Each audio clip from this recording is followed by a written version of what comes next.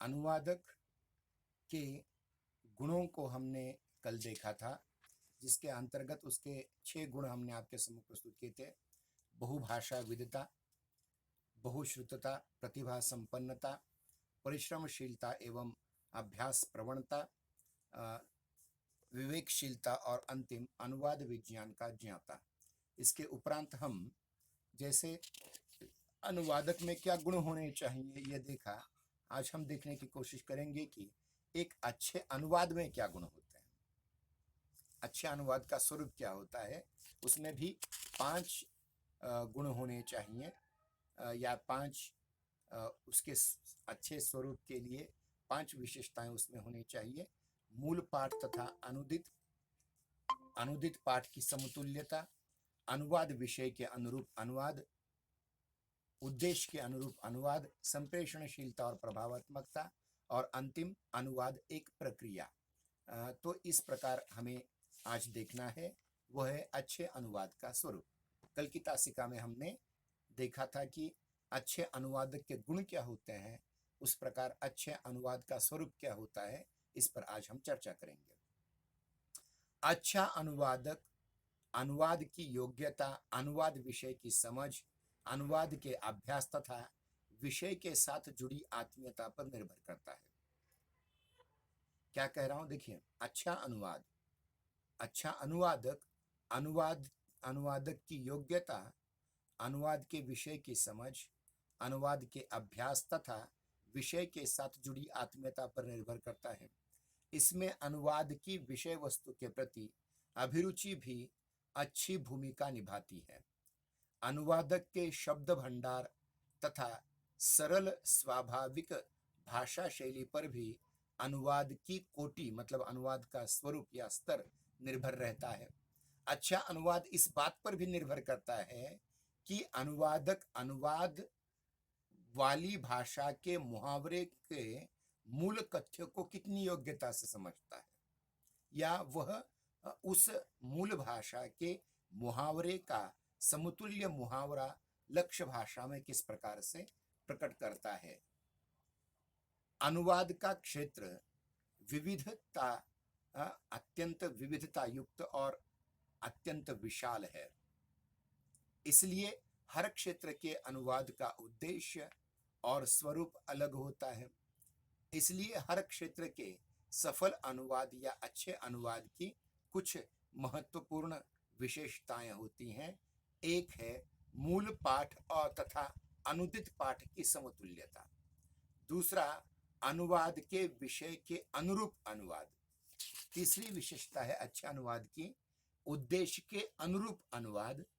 चौथी विशेषता है संप्रेषणशीलता और प्रभावात्मकता। और अंतिम 5वीं विशेषता है अनुवाद की प्रक्रिया। अनुवाद एक प्रक्रिया है। तो हम आरंभ करते हैं। पहला, मूल पाठ तथा अनुदित पाठ दोनों की सममूल्यता।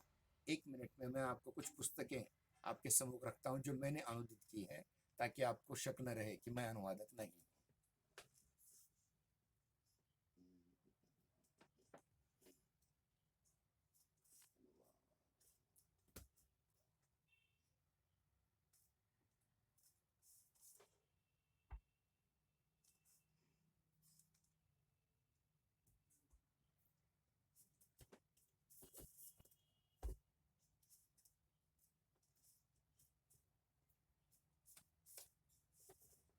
देखिए, वैसे मैंने 8 पुस्तकों का अनुवाद किया है।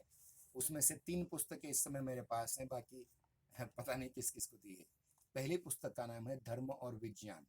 ये मूलतः डॉक्टर सुग्रीव राम काळे जी ने लिखी हुई थी। ये उनका नाम है। यहाँ अनुवादक के रूप में मेरा नाम है विनोद कुमार वेदारिया। दूसरी पुस्तक जो बहुत प्रसिद्ध रही, जिसे राष्ट्रीय पुरस्कार मिला, हुआ दलित पैंथर भूमिका एवं आंदोलन। ये शरण कुमार लिम्बाड़ी, जिनको अभी अभी श्री स्तुति पुरस्कार मिला, उनके द्वारा संपादित पुस्तक है। इसका अनुवाद मैंने किया। यहाँ मेरा नाम आपको नजर आएगा, डॉक्टर विनोद कुमार। तो ये पुस्तक है, बड़ी वाणी प्रकाशन से प्रकाशित। और तीसरी पुस्तक है एक शहीद जो हमारे वैमानिक थे, विमान सेना या नभो सेना में काम करते थे, उनकी मृत्यु हो गई एक एक्सीडेंट के दौरान, तो उनकी माँ ने लिखी हुई पुस्तक पुत्र भावा ऐसा, उसका अनुवाद मैंने पुत्र हो तो ऐसा इस रूप में किया हुआ है। तो ऐसे बहुत से हैं। तो एक उस दृष्टि से मैं ये कहना सकता हूँ कि अच्छा अनुवाद किस प्रकार से होता है। देखिए, पहली विशेषता अच्छे अनुवाद की लेते हैं, मूल पाठ तथा अनुदित पाठ की सममूल्यता।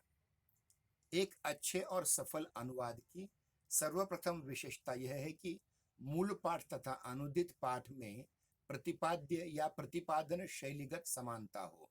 मतलब जैसे इसमें आत्मकथात्मक रूप में लिया है तो इसमें आत्मकथात्मक रूप में आना चाहिए, या फिर यहाँ धर्म और विज्ञान में इसमें वैज्ञानिक और तकनीकी शब्दों का इस्तेमाल होना चाहिए, आध्यात्मिक शब्दों का इस्तेमाल होना चाहिए, वो शैली वो इसमें आ जाएगी।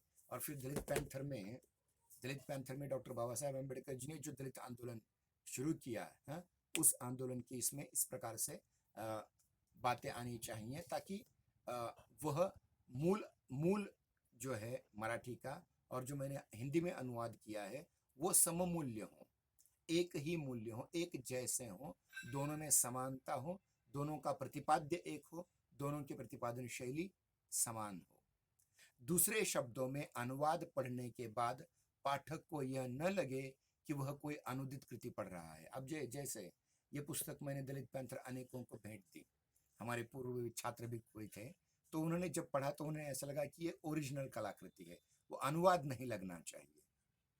अनुवाद किया हुआ अनुवाद लगना नहीं चाहिए, ये अनुवाद की पहली शर्त है। और उसे उसी प्रकार का आनंद आना चाहिए जैसा कि एक मूल कलाकृति को पढ़ते समय आनंद आता है। इस लक्ष्य को प्राप्त करने के लिए अनुवादक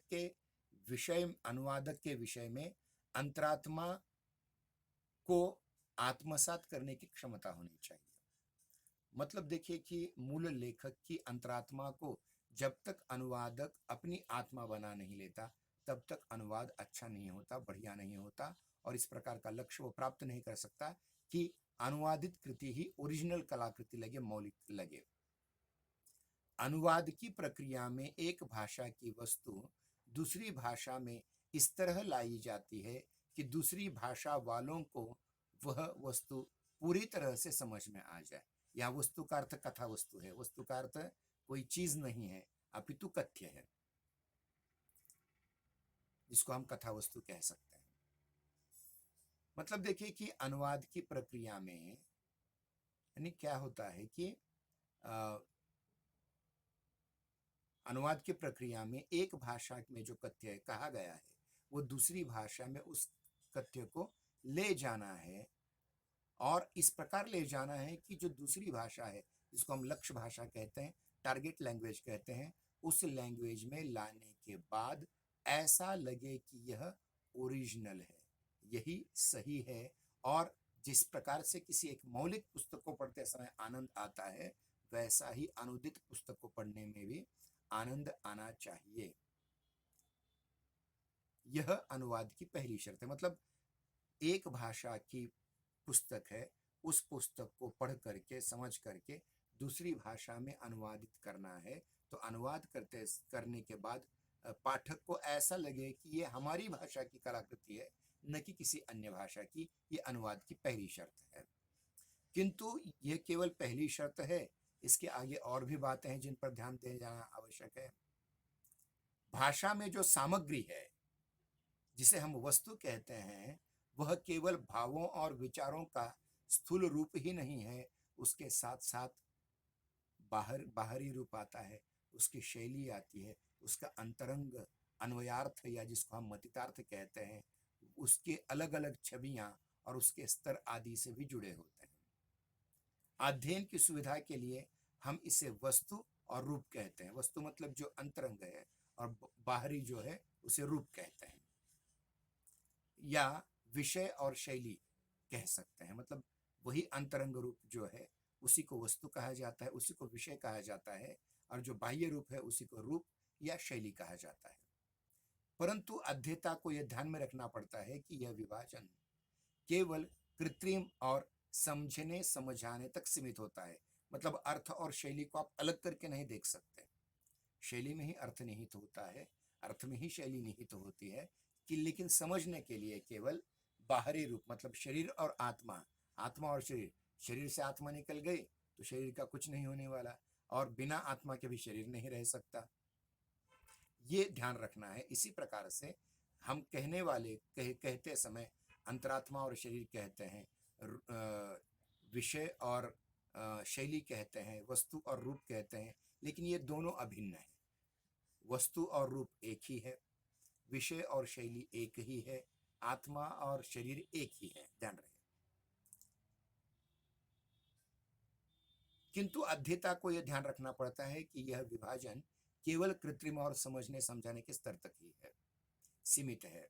वास्तविकता यह है कि हर वस्तु अपना रूप साथ लेकर के ही आती है, और हर विषय अपनी शैली को लेकर ही यही जन्मता है। इसलिए अनुवाद की यह भी एक शर्त है कि सामग्री के एक भाषा से दूसरी भाषा में अंतरण प्रक्रिया में केवल वस्तु ही नहीं अपितु रूप का भी, अर्थ स्तर का भी और मूल भाव का भी, इन सभी का अंतरण होता है, केवल शब्दों का नहीं, केवल अर्थ का नहीं। तो बहुत सारी चीजों का इसमें एक भाषा से दूसरी भाषा में अंतरण होता जाता है, ट्रांसफरेशन हो जाता है। यह कार्य कठिन है, श्रम साध्य है, लेकिन असंभव बिल्कुल नहीं। बहुत कठिन कार्य है ये। मतलब लगभग जब मैं ये पुस्तक का अनुवाद कर रहा था तो 6 महीने मुझे समझने में ही चले गए इसमें क्या लिखा है, और उसके बाद 1 वर्ष बाद अनुवाद हुआ। मतलब 1.5 वर्ष लगे मुझे 350 पेज का अनुवाद करने के लिए। 2-4 पुस्तकें और आ रही हैं, जैसे रामकृष्ण परमहंस महाविद्यालय के संस्थापक डॉक्टर बापूजी साळुंखे जी की जीवन चरित्र मराठी से हिंदी में मैंने अनुवादित किया, वो पुस्तक आ रही है, और भी 2-4 पुस्तकें आ रही हैं, तो बाद में उस पर भी चर्चा कर लेंगे।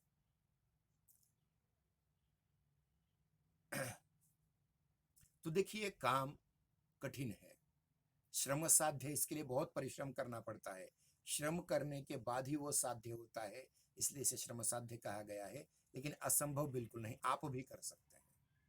और मैंने एक बात आपको बताई थी कि भाषा में कैसे रोजगार मिलेगा।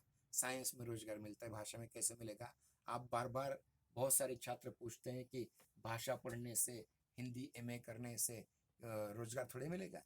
लेकिन ध्यान दें, अगर आप अच्छी तरह से अनुवाद करना सीख जाएंगे, आपकी मातृभाषा मराठी है, मराठी में ऐसी हजारों कलाकृतियां हैं जिनका अनुवाद नहीं हुआ है, जिनका अनुवाद हुआ है। मैं 1-2 उदाहरण पेश करता हूँ।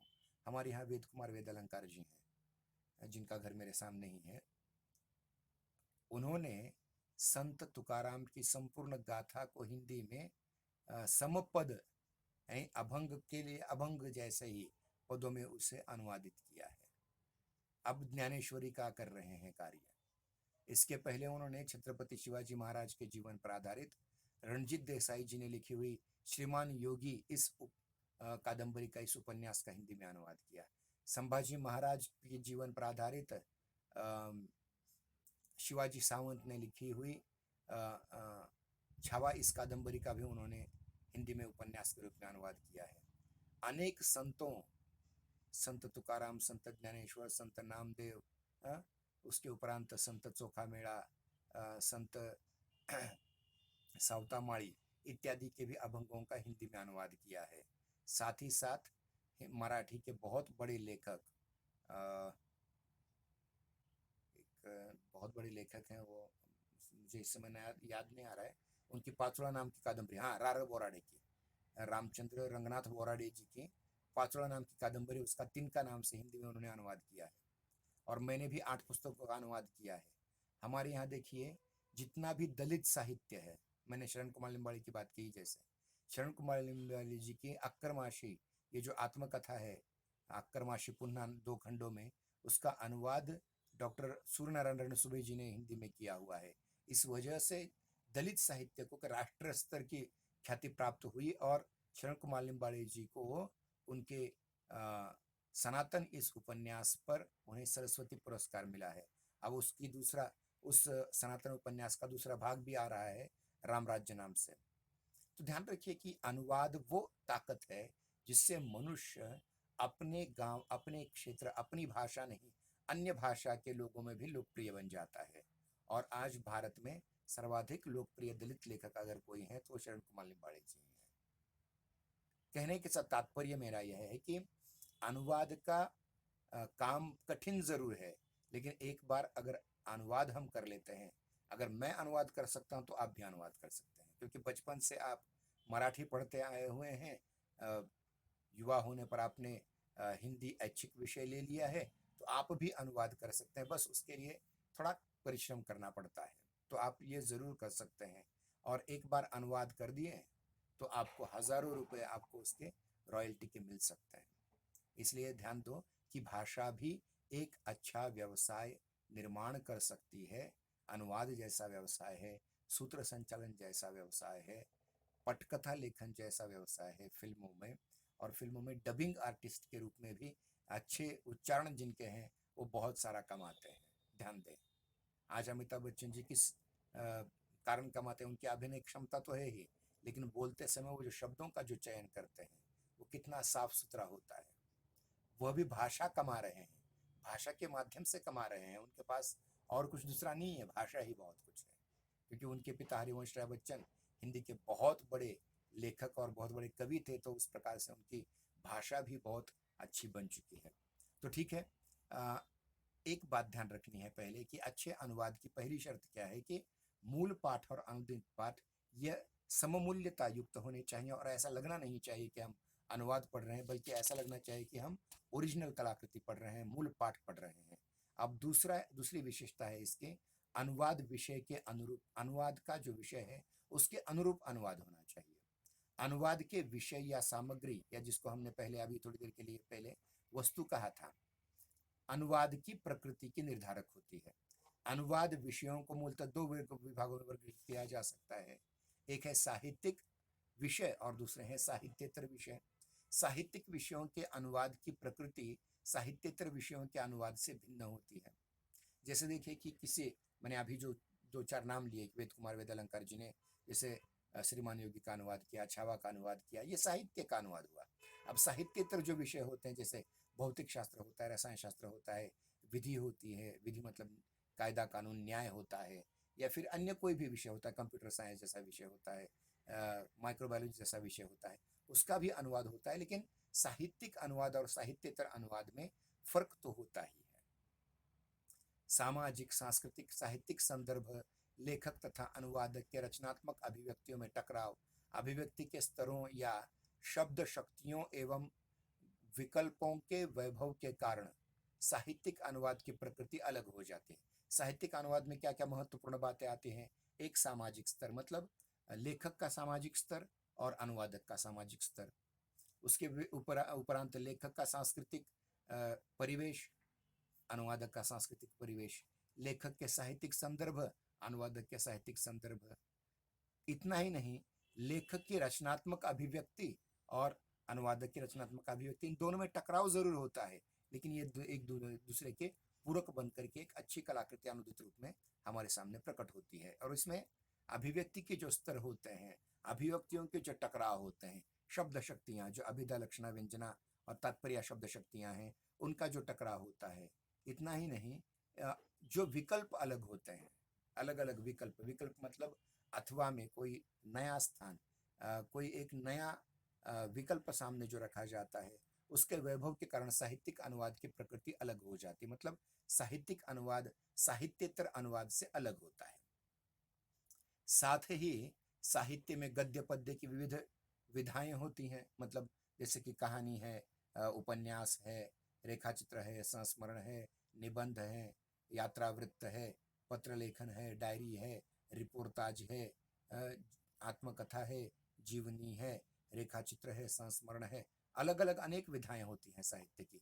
कविता होती है, खंड काव्य होता है, महाकाव्य होता है, सामान्य काव्य होते हैं, छोटे छोटे दो पंक्तियों के काव्य हो सकते हैं, वो सारे। ये अलग अलग विधाओं के आधार पर अलग अलग विधाओं में उसका अनुवाद भी करना पड़ता है।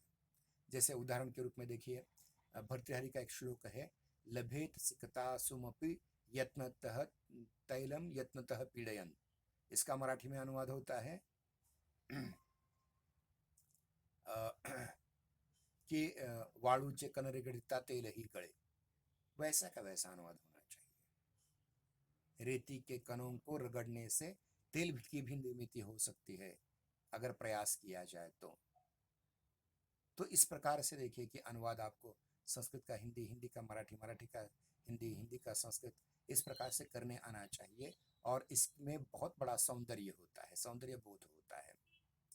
आत्मकथा का जैसे मैंने अभी जीवनी का अनुवाद किया, वैज्ञानिक अनुवाद भी किया और दलित साहित्य पर अनुवाद भी किया, तो मुझे इस बात का अनुभव है कि जितना भी इसके साथ ही मैंने देखिए ब्राह्मण समाज के आधुनिक ब्राह्मण समाज, इस पुस्तक का भी अनुवाद किया हुआ है, जो एक विशिष्ट समाज के लिए लेकर के है। जैसे अभी दलित पैंथर वैसा ही है उसी प्रकार राजपूत संस्कृति नाम के इस मराठी पुस्तक का भी मैंने हिंदी अनुवाद किया है, वो भी एक अलग समाज को लेकर के है। और बहुत से भी अनुवाद और भी चल रहे हैं।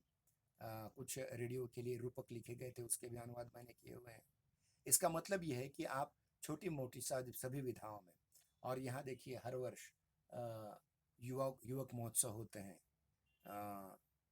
अलग अलग संस्थाओं के द्वारा, तो उसको अगर राष्ट्र स्तरीय जाना होता है तो वो मराठी में पहले जीत करके आते हैं नाटक लिखकर, और फिर मेरे पास आकर के मुझसे उस नाटक का हिंदी अनुवाद करवा लेते हैं। जैसे मैंने बहुत से अनुवाद करके दिए हुए हैं छात्रों को, यहीं अपने भीमनगर के कुछ छात्र हैं, कुछ इधर उधर के छात्र हैं, उन छात्रों ने भी मेरे अनुवाद लेकर के बहुत अच्छी तरह से उनको प्रस्तुत किया है। रेडियो पर भी मैंने बहुत सारे अनुवाद किया है, जैसे माझिया माहे राजा, इस रूपक का, रेडियो रूपक का मैंने नई नवेली दुल्हन नाम से अनुवाद किया हुआ है। भूकंप पर एक रूपक, रेडियो रूपक था जिसका नाम था उभरती घरे उभरती मने, उसका मैंने बुलंद हौसले नाम से अनुवाद किया था। ऐसे बहुत से अनुवाद मैंने प्रकाशित किए हुए हैं और मेरे राष्ट्रीय अंतर्राष्ट्रीय स्तर पर बहुत से अनुवाद के पुस्तकें भी प्रकाशित हो चुकी हैं और रेडियो पर भी उसके रूपक प्रसारित किए जा चुके हैं। तो मुझे इस प्रकार का अनुभव है कि साहित्यिक अनुवाद करने में कितनी कठिनाई आती है और साहित्येतर विषयों के अनुवाद करने में कितनी कठिनाई आती है। इसलिए देखिए कि साहित्यिक विषयों के अनुवाद में गद्य पद्य के अनुवाद की प्रकृति में भी अंतर होता है। गद्य का अनुवाद पद्य की अपेक्षा आसान होता है, पद्य का पद्यात्मक अनुवाद बहुत कठिन होता है। जैसे मैंने अभी कहा था कि आपने अगर हमारा 10 जनवरी का कार्यक्रम लाइव देखा होगा तो उसमें मैंने वेद कुमार वेदालंकार जी ने जो पसायदान का अनुवाद किया था उसको थोड़ा सा मोल्ड करके थोड़ा सा दूसरी प्रकार के अनुवाद मैंने उसमें प्रस्तुत किया था। तो वो भी अगर आप देख लेते हैं, पढ़ लेते हैं तो बहुत सी बातें आपकी समझ में आ जाएंगी। तो पद्य का अनुवाद करना बहुत कठिन होता है, गद्य का अनुवाद करना आसान होता है। कुछ विद्वानों का तो कहना यह है कि कविता का तो अनुवाद हो ही नहीं सकता।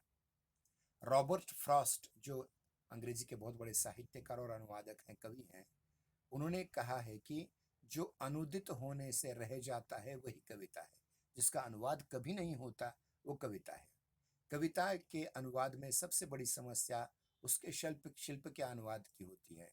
मतलब समझिए कि ओरिजिनल कविता आपकी छंदोबद्ध है, मतलब वसंत तिलका या भुजंग प्रयात या शार्दुल विकृति छंद में है, तो उसको उसी छंद में उतारना बहुत कठिन होता है।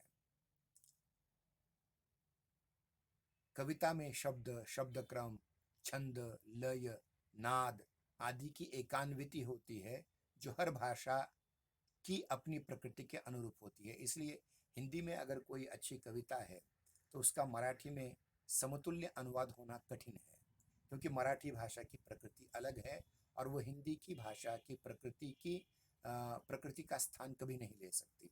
और उसी प्रकार से हिंदी की भी अपनी प्रकृति है जो मराठी की प्रकृति का स्थान कभी नहीं ले सकती।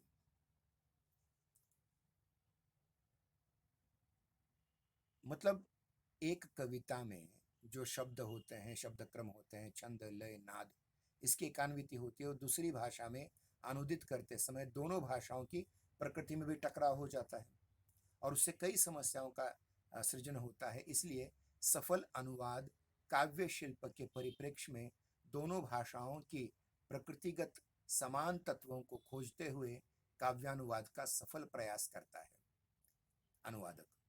कविता में निहित कवि की मूल संवेदना तथा उसे व्यक्त करने वाले उपादानों को गहराई से अनुभव करने के बाद उसे अन्य भाषा की प्रकृति में के अनुरूप तथा मूल भाषा के सौंदर्यगत विशेषताओं को क्षति बिना पहुंचाए अंतरित करने का कठिन कार्य है, परंतु असंभव नहीं। ये 2 बार शब्द आया, देखिए, कठिन है मगर असंभव नहीं है। इस संदर्भ में आचार्य महावीर प्रसाद द्विवेदी जी, जिनके नाम से हिंदी साहित्य के इतिहास में द्विवेदी युग 1902 से 1917 तक का युग है, वह प्रसिद्ध है। वे लिखते हैं, स्वतंत्र कविता करने की अपेक्षा दूसरे की कविता का अनुवाद अन्य भाषा में करना बड़ा ही कठिन काम है। एक शीशी में भरे हुए इत्र को दूसरी शीशी में भरने इतना, और बिना एक बूंद टपके और बिना उसकी सुगंध हवा में जाए, इतना कठिन वो कार्य। मतलब इत्र है ना, इत्र मतलब मराठी में अत्तर.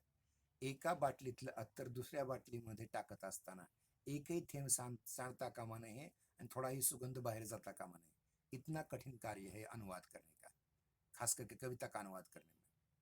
और यदि बिना दो चार बूंदे इधर उधर टपके दूसरी शीशी में चला भी गया तो उलट फेर में सुवास का विशेषांश उड़ जाता है, वो उड़ना नहीं चाहिए। एक भाषा की कविता का दूसरी भाषा की कविता में ही अनुवाद करने वालों को यह बात स्मरण रखनी चाहिए कि बुरा अनुवाद करना मूल कवि का अपमान करने जैसा है, क्योंकि अनुवाद के द्वारा उसके गुणों का ठीक ठीक परिचय न होने के कारण पढ़ने वालों की दृष्टि में वह हीन हो जाता है। इसलिए किसी पुस्तक का अनुवाद आरंभ करने से पहले अनुवादक को अपनी योग्यता का विचार कर लेना नितांत आवश्यक है। अपनी सीमाओं का उसे ज्ञान होना बहुत आवश्यक होता है। सच तो यह है कि जो अच्छा कवि है वही अच्छा अनुवाद करने में समर्थ हो सकता है, दूसरा नहीं। मतलब एक अच्छा कविता का अच्छा अनुवाद, अच्छी कविता का अच्छा अनुवाद वही कर सकता है जो पहले अच्छा कवि रहा हो और फिर बाद में अच्छा अनुवादक बन चुका हो। काव्यानुवाद के लिए अनुवादक का कवि होना अनिवार्य है या नहीं, इस पर मतभेद हो सकते हैं, परंतु इसमें कोई शक नहीं कि अच्छे काव्यानुवाद के लिए अनुवादक में कविगत संवेदनशीलता तथा मूल भाषा और लक्ष्य भाषा की प्रकृति का तथा साहित्य शास्त्रीय ज्ञान का होना अत्यावश्यक है, अनिवार्य है। अब देखिए, मैं एक दो उदाहरण आपको बता दूं। जैसे मैंने अभी उदाहरण कहा था, लभेत सिकता सुमपि तैलम यत्नतः पीड़यन। इसका अनुवाद वामन पंडित ने किया है कि वाळूचे कण रगड़ता तेल ही गळे। अब ये अनुवाद करते समय मूल विषय को कहीं भी बाधा नहीं है और लगभग वही उसका अनुवाद भी वही है। अब जैसे मेघदूत जैसी रचना कालिदास ने की। उसने कहा आषाढ़स्य प्रथम दिवसे मेघमाम शिष्टसानु।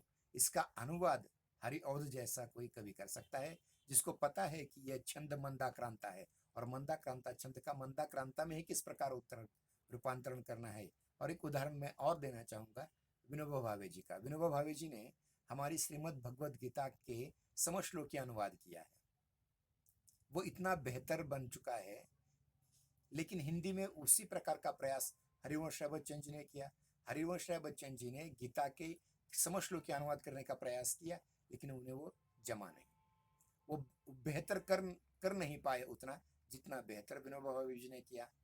एक बात आपके ध्यान में रखनी चाहिए कि कविता का या तो अनुवाद होता नहीं, और होता है तो इतना बढ़िया होता है कि अनुवादित कृति मूल कलाकृति लगती है। जैसे वाल्मीकि रामायण का अनुवाद एक प्रकार से तुलसी रामायण इतना बढ़िया हो चुका है कि लोग वाल्मीकि रामायण को बोलने लग जाते हैं। तो ये बहुत महत्वपूर्ण चीजें होती हैं, ये आपके समझ में आनी चाहिए। अब ये हुआ साहित्यिक अनुवाद के बारे में। अब हम चलते हैं साहित्येतर अनुवाद के बारे में। साहित्येतर अनुवाद विषय या सामग्री के भी कई भेद हो सकते हैं, जैसे कायदे का मतलब विधि का अनुवाद या विधिक अनुवाद, वैज्ञानिक अनुवाद तथा तकनीकी अनुवाद, कार्यालयीन अनुवाद, जनसंचार माध्यम का अनुवाद वगैरह वगैरह। सामान्यतः इस प्रकार के अनुवाद में एकल संरचना, प्रामाणिक, निर्धारित एवं एकार्थ एकार्थक पारिभाषिक शब्दावली और एक आयामी वस्तु तत्व से उसकी प्रकृति में साहित्यिक अनुवाद से अलग होती है। मतलब देखिए क्या कि साहित्य में एक ही शब्द के अनेक अर्थ आप ले सकते हैं या एक अर्थ के लिए अनेक शब्द प्रयुक्त कर सकते हैं, लेकिन वैज्ञानिक तकनीकी अनुवाद में आपको एक प्रकार का ही अर्थ लेना पड़ेगा। साहित्यिक अनुवाद में आप अभिधा, लक्षणा, व्यंजना, तात्पर्य, शब्द शक्तियों का प्रयोग कर सकते हैं, लेकिन साहित्येतर अनुवाद में, वैज्ञानिक अनुवाद में आप केवल अभिधार्थ का ही प्रयोग कर सकते हैं। विधिक अनुवाद में शाब्दिक अनुवाद को प्रधानता दी जाती है। मतलब कायदे का अनुवाद करते समय देखिए, जैसे हमारे संविधान निर्माता डॉक्टर बाबा साहेब अम्बेडकर जी ने संविधान अंग्रेजी में रचा, इंग्लिश में रचा, उसका अनुवाद, हिंदी अनुवाद डॉक्टर रघुवीर जी ने किया। तो ये जो अनुवाद है शाब्दिक अनुवाद है। शब्द क्या, इसमें डिक्शनरी मीनिंग क्या है, जैसे कॉन्स्टिट्यूशन के लिए हिंदी में अनुवाद किया संविधान, मराठी वालों ने किया राज्य घटना। तो ये इस प्रकार से शब्द को प्रतिशब्द देते हुए उसका अनुवाद होना चाहिए विधि में, और उसमें हमें यथातथ्य शाब्दिक अनुवाद करना ही पड़ता है। इसमें हम भाषा की स्वतंत्रता नहीं ले सकते।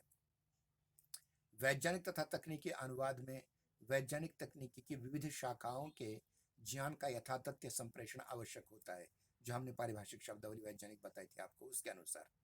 इसलिए पारिभाषिक शब्दावली का प्रयोग अनिवार्य हो जाता है। कार्यालयीन या कामकाजी अनुवाद में सरकारी अनुवाद, अर्ध सरकारी अनुवाद, सरकारी पत्राचार, अर्ध सरकारी पत्राचार, नियमावली, मैन्युअल, क्रियाविधि आदि के अनुवाद में पारिभाषिक शब्दों को अपनाते हुए भी प्रचलित शब्दों का भी यथावश्यक प्रयोग करना पड़ता है। जनसंचार माध्यमों में समाचार पत्र, आकाशवाणी तथा दूरदर्शन की सामग्री का भी स्वरूप अलग अलग होता है, अतः सामग्री के स्वरूप के अनुरूप ही अनुवाद प्रविधि का प्रयोग करना होता है, और यह साहित्येतर अनुवाद एक अलग अनुवाद बन जाता है। अब देखिए, यहाँ केवल जनसंचार माध्यमों में समाचार पत्र या मुद्रित माध्यम, श्राव्य माध्यम या आकाशवाणी, दृक्श्राव्य माध्यम या दूरदर्शन, अब इसके अलावा भी हम सोशल मीडिया में भी आ गए हैं। और सोशल मीडिया में अगर फेसबुक में अगर कोई आप अंग्रेजी में पोस्ट करते हैं तो वो स्वयं अनुवाद कर लेती है। कभी कभी वो अनुवाद बहुत गलत हो जाता है, क्योंकि वो अनुवाद करने वाला मनुष्य नहीं, मशीन है। और मशीन इंसान के सामने, आज भी कह रहा हूं मैं, आज भी मनुष्य की बुद्धिमत्ता के सामने, मनुष्य के